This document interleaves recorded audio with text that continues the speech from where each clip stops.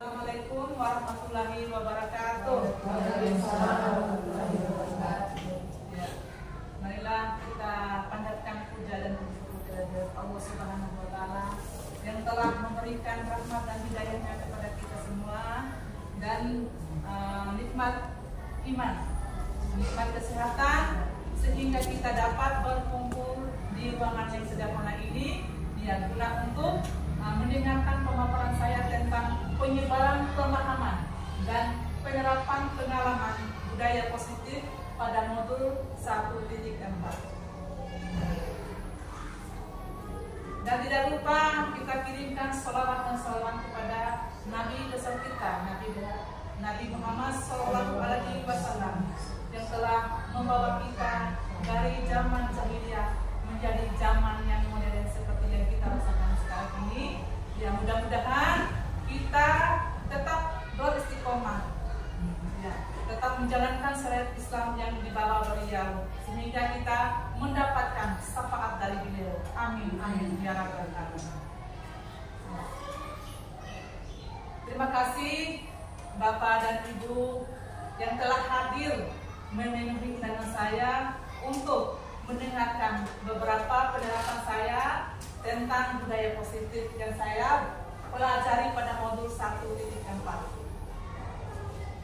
Bukan berarti saya berdiri di depan ini saya lebih hebat dari Bapak dan Ibu guru. Ya, saya di sini hanya untuk masih belajar. Ya, masih tetap belajar terus ya guna untuk mensukseskan anak bangsa kita pada saat-saat sekarang ini. Ya, yang pertama langsung saja kita pada pembahasan yaitu penyebaran pemahaman dan penerapan pengalaman budaya positif pada modul 1.4 itu. Bapak dan Ibu, ya.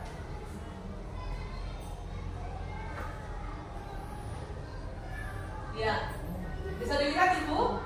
Bisa. Ya, konsep inti budaya positif yang kita pelajari itu adalah perubahan paradigma belajar. Yang kedua, disiplin positif. Yang ketiga, nilai-nilai kebajikan. Yang keempat, kebutuhan dasar manusia. Yang kelima, motivasi perilaku manusia.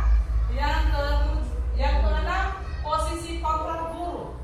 Yang ketujuh, keyakinan kelas. Dan yang kedelapan adalah segitiga restitusi.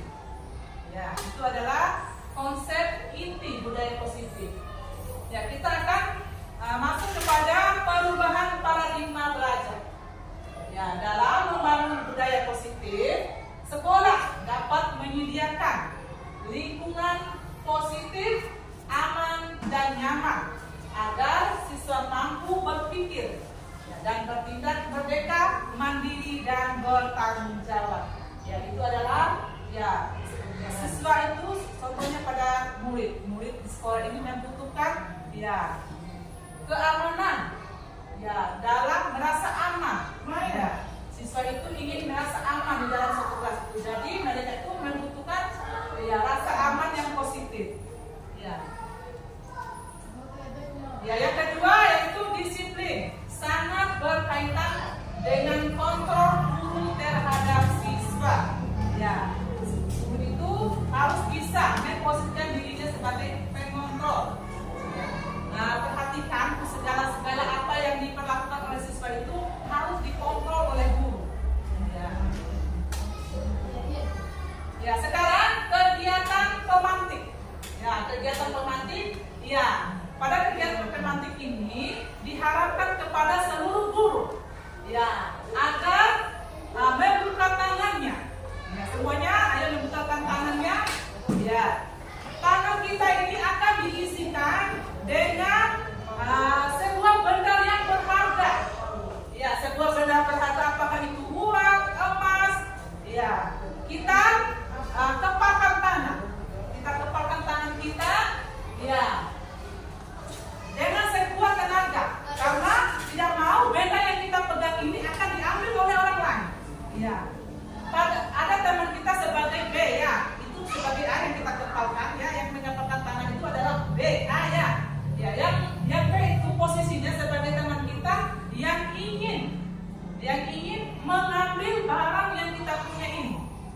dalam tangan kita, dia ingin mengambil apa yang kita punya ini. Ya, dengan dia itu, dengan cara dia itu merayu kita, mengintimidasi mereka, memarahi dia, ya. Bahkan dia itu menawarkan uang kepada kita supaya kita ini membukakan apa yang kita pegang ini. Ya, yang menjadi pertanyaan Madata, siapa yang mengendalikan kontrol itu? Ya, apa A atau B? Yang mengendalikan posisi kontrol itu? Ya, B yang pertama. Yang A. Yang B, yang berbeda. Ya, yang B itu adalah yang berhasil supaya mau kita membukakan tangan kita supaya dia itu mau mengambil apa yang kita punya. Ya, mana yang menjadi posisi kontrolnya itu? Yang benar itu adalah A. Ya. Setiap kita sebagai pendidik itu ya tidak boleh memaksakan ya keinginan siswa, seperti dalam sikap berdisiplin. Ya, dalam segi posisi disiplin. Ya. Yang menjadi pemegang kontrol atau kendali itu adalah diri kita sendiri. Ya. Yang begitu juga dengan budaya positif. Ya. Yang mengendalikan budaya positif itu adalah diri kita sendiri. Ya. Disiplin, ya, makna budaya positif. Di sini, disiplin adalah kemampuan untuk memerintah diri sendiri dalam kontrol dan menguasai diri untuk memilih tindakan yang mengacu pada nilai-nilai harga dengan penuh tanggung jawab. Ya, disiplin itu kita ingin murid-murid kita itu disiplin. Ya, ingin ya nilai-nilai yang dihargai adalah nilai-nilai kebajikan. Apa saja nilai kebajikan itu? Sifat positif manusia yang merupakan tujuan mulia yang diingin dicapai setiap individu. Ya, seperti nilai-nilai dalam profil pelajar Pancasila itu adalah nilai-nilai kebajikan. Seperti beriman dan bertakwa. Ya, siswa-siswa kita inginkan, yaitu adalah siswa-siswa yang beriman dan bertakwa kepada Tuhan Yang Maha Esa. Ya. Bergotong royong, kreatif, bernalar kritis, yaitu adalah dalam nilai-nilai profil pelajar Pancasila.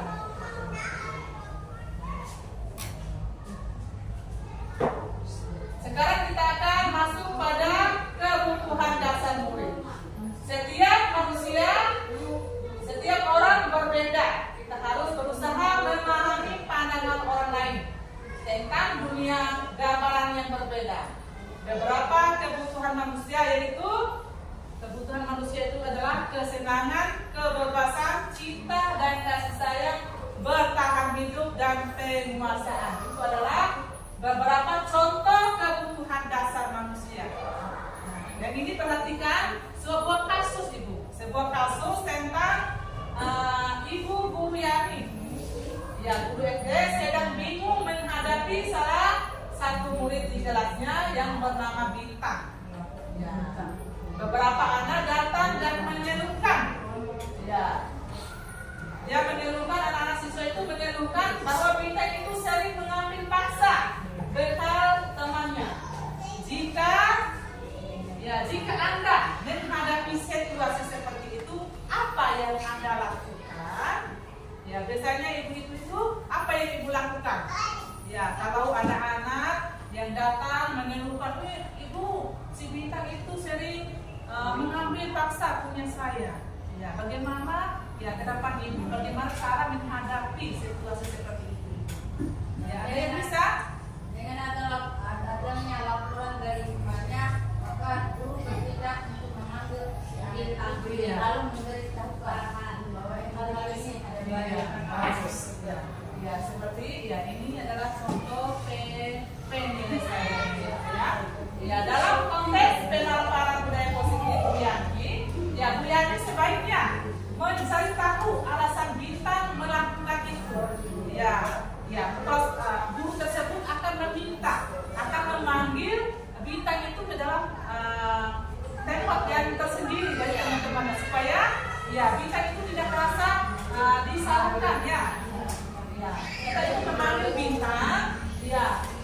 kita melakukan tindakan tersebut agar diketahui kebutuhan apa yang perlu dipenuhi oleh bintang. Ya, bintang itu ingin, mungkin bintang itu ya karena berlaku seperti itu ingin memenuhi atau bertahan hidup. Ya, ingin bertahan hidup karena mungkin dia lapar, karena tidak dikasih sama bapak atau ibunya di rumah uang jajan. Ya, dia itu ingin bertahan hidup. Bagaimana dia itu bisa ya mengisi perutnya itu dengan kelaparan sehingga dia itu mengambil punya teman. Ya, bisa juga cinta dan kasih sayang, kebutuhan cinta dan kasih sayang. Ya, bintang itu lebih ingin diperhatikan oleh temannya karena mungkin di rumah itu bintang tidak diperhatikan oleh mamanya sehingga dia itu ingin diperhatikan oleh temannya. Itu adalah ya cinta dan kasih sayang. Ya, ada juga kebutuhan kebebasan. Ya, mungkin bintang itu ya kebebasan itu bintang itu karena sering itu aja bintangnya di bawah dia sehingga dia itu mau berbeda sehingga dia itu ingin kebebasannya. Ya, kekuasaannya.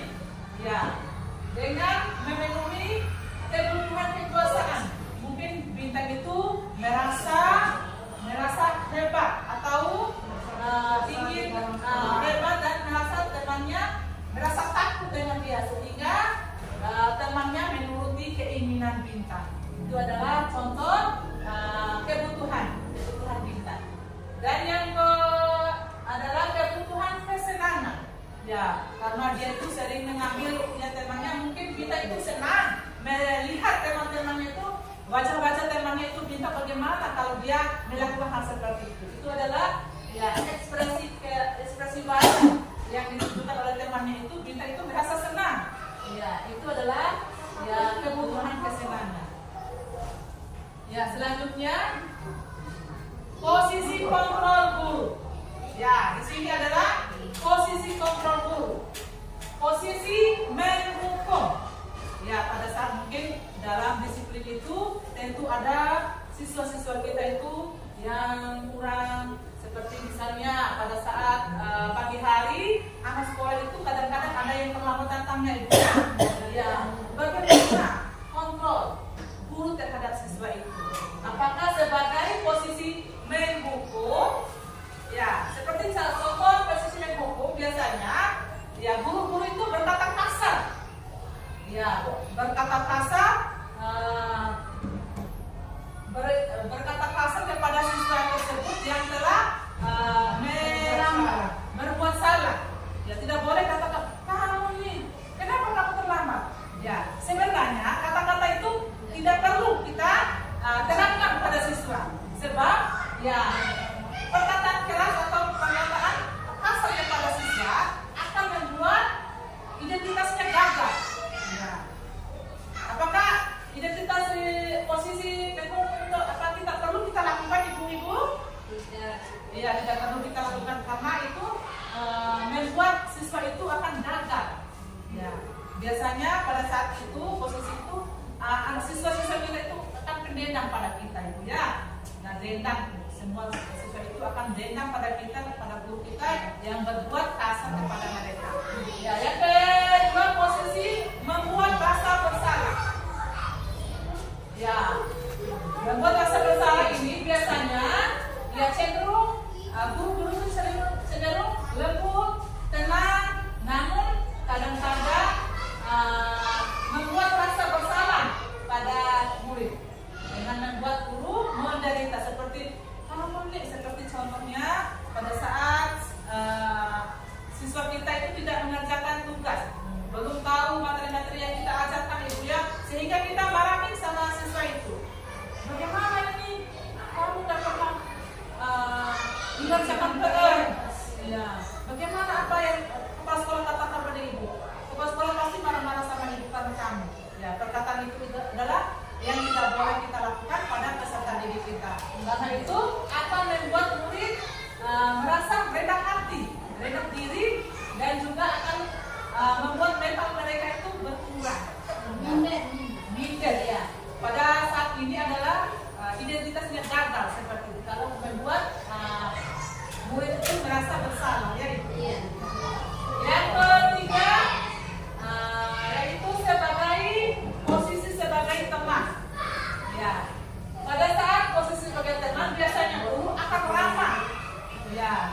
biasanya guru akan ramah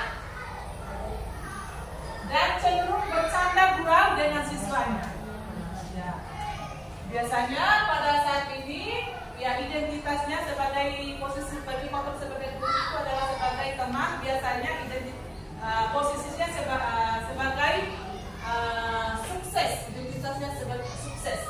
Ya, karena kita itu walaupun anak-anak peserta didik kita itu tidak mengerjakan PR, terlambat datang sekolah, kita panggil dia, kita rangkul dia, kita berbicara. Jangan sampai ya apa yang kita sampaikan pada siswa kita itu ya memarahi. Kita rangkul mereka, kita rangkul siswa kita itu supaya bisa ya bertindak ya bagus atau berperilaku bagus. Ya, posisi sebagai pemantau. Ya, biasanya suara guru itu datang. Ya, suara guru itu datang. Misalnya pada siswa kita yang terlambat datang sekolah, contohnya ibu kasusnya, ya kita sebagai guru harus ya membawa peserta didik kita itu dalam tempat ya yang beda dari teman-temannya. Ya, kita tanyakan, kenapa kamu terlambat datang sekolah? Ya, kenapa kamu tidak mengerjakan PR? Itu adalah contoh-contoh yang kita tanyakan kepada siswa tersebut. Sebagai pemantau, kita lihat apa yang dia lakukan. Ya, sebagai posisi sebagai manajer. Ya, sebagai manajer suaranya netral. Ya, suaranya netral, tidak emosi, tidak terlalu lama, dan tidak bernada tinggi. Tujuan dari posisi ini adalah agar murid dapat berintegrasi atas tindakannya, sehingga membuat murid dapat belajar dari kesalahannya dan mencari sebuah solusi untuk menyelesaikannya. Biasanya kita sebagai bapak dan ibu guru, biasanya kalau ada anak murid kita yang yang datang terlambat, ya kita panggil siswa itu. Ya, kita panggil di dalam suatu kantor atau tempat yang tersendiri supaya kita tanyakan, ya kenapa kamu ini terlambat, ya apa alasannya, membuat identitas siswa itu. Ya, ibu juga pernah melakukan hal seperti itu. Ya, kita tanyakan dan siswa itu bisa memberikan solusi pada dirinya sendiri. Ya, bagaimana cara ya menerapkan supaya dia tidak lagi terlambat datang ke sekolah, itu mengidentifikasi kesalahannya dan mencari sebuah solusi dari kesalahannya itu. Bisa dimengerti, Bu? Bisa, Bu. Ya, terima kasih. Ya, itu adalah posisi sebagai manajer. Ya. Manajer itu adalah guru menanyakan secara langsung ke dalam suatu ya tempat ya untuk mengetahui ya apa yang sebenarnya anak itu ya tidak disiplin. Ya, keyakinan kelas. Ya, dalam keyakinan kelas adalah nilai-nilai kebajikan. Ya, keyakinan kelas adalah nilai-nilai kebajikan atau prinsip universal yang disepakati bersama. Ya, pasti di dalam lingkungan sekolah ini memiliki keyakinan kelas. Dalam kelas 4 memiliki keyakinan kelas. Keyakinan kelas adalah proses menciptakan ya murid untuk untuk menang. Ya, itu adalah ketiga. Ya, keyakinan kelas adalah disiplin. Ya, kebajikan universal itu adalah disiplin. Dalam suatu kelas itu tentunya memiliki keyakinan kelas yang sudah disepakati oleh seluruh siswa. Ya.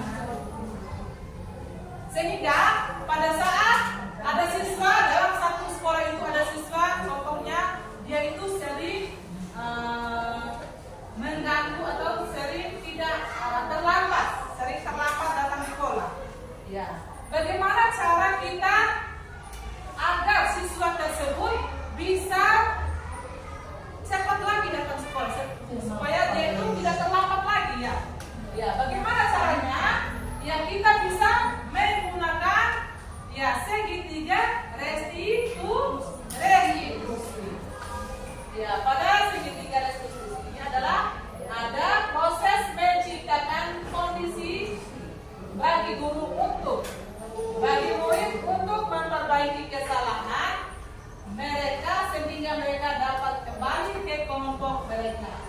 Yang membantu murid untuk jujur pada diri sendiri dan mengevaluasi dampak dari kesalahan yang dilakukan. Dan yang ketiga itu memberikan penawaran bukan paksaan. Yaitu adalah segitiga restitusi. Misalnya, pada tahapan segitiga restitusi ini yaitu menstabilkan identitas. Sebagai contohnya, kita mengatasi siswa yang sering terlambat datang ke sekolah. Sebaiknya, contohnya kita memberikan penguatan pada mereka. Misalnya kita panggil siswa itu ke dalam satu ruang kantor mungkin atau ruang khusus supaya kita bisa berbicara 4 mata sama anak tersebut. Kita tanyakan, kita menstabilkan dulu identitasnya. Kita memberikan cerita kepada dia bahwa ibu guru juga itu pernah berbuat salah. Berbuat salah itu tidak apa-apa anak. Kita memberikan pengarahan kepada siswa tersebut. Kita tidak sebagai manusia pasti pernah melakukan kesalahan. Yang penting kita dapat memperbaiki kesalahan itu. Jangan mengulangi. Itu adalah contoh menstabilkan identitas. Seperti berbuat salah itu tidak apa-apa nak. Kita sebagai manusia pernah melakukan kesalahan. Yang penting kita dapat memperbaiki kesalahan kita dan tidak mengulangi lagi. Itu adalah contoh menstabilkan identitas. Yang kedua yaitu validasi tindakan yang salah. Kita memberikan pertanyaan-pertanyaan kepada siswa. Kenapa kamu terlambat datang sekolah nak? Kamu pasti punya alasannya. Kenapa kamu berlaku seperti itu? Yaitu adalah sebuah validasi tindakan yang salah. Kita akan menanyakan kepada siswa itu, kenapa siswa itu terlambat datang sekolah? Pasti ada alasannya. Yang ketiga itu adalah menanyakan keyakinan. Kita akan menanyakan keyakinan kepada siswa tersebut. Keyakinan apa yang anak itu langgar? Seperti yang dilanggar itu adalah disiplin. Pasti guru itu menanyakan kepada siswa itu keyakinan apa yang dia langgar, dan siswa itu akan menemukan sendiri solusinya untuk memperbaiki kesalahannya. Itu adalah contoh-contoh atau tahapan segitiga restitusi untuk memecahkan masalah kepada siswa tersebut. Segitiga restitusi ini untuk restitusi. Itu adalah contoh bagaimana kita memecahkan masalah kepada peserta didik itu dengan menggunakan segitiga restitusi. Permasalahan-permasalahan yang kita seperti dia itu terlambat datang sekolah, sering mengganggu teman, itu adalah contoh-contoh disiplin atau keyakinan kelas. Apabila ada siswa yang melanggar keyakinan kelas itu, kita perlu menggunakan segitiga restitusi. Pengertian dari segitiga restitusi. Segitiga restitusi itu adalah bagaimana cara guru itu memecahkan masalah apa yang dilanggar oleh anak siswa kita. Itu adalah seperti menstabilkan identitas, memvalidasi tindakan yang salah, dan juga menanyakan keyakinan kelas. Bisa dimengerti ibu-ibu? Misalnya kalau ada siswa kita yang datang terlambat, kita tidak boleh menghakiminya, kita tidak boleh memarahinya, ibu. Kita harus pada posisi kontrol sebagai tema atau manajer. Ya, itu adalah contoh-contoh yang harus kita ya arahkan murid-murid kita itu supaya tidak ya membuat mereka itu merasa bersalah.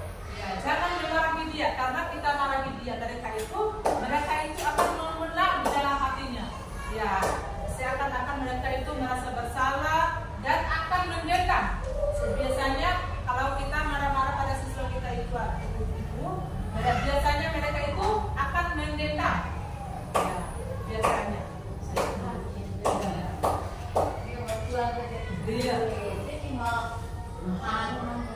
Iya, itu adalah itu yang kita tidak inginkan. Kita ingin siswa-siswa kita itu berprestasi dan memiliki ya nilai-nilai kebajikan yang seperti profil pelajar Pancasila. Itu apa saja? Ibu-ibu, profil pelajar Pancasila itu nilai-nilai pada profil pelajar Pancasila itu. Gotong royong, kerjasama, apalagi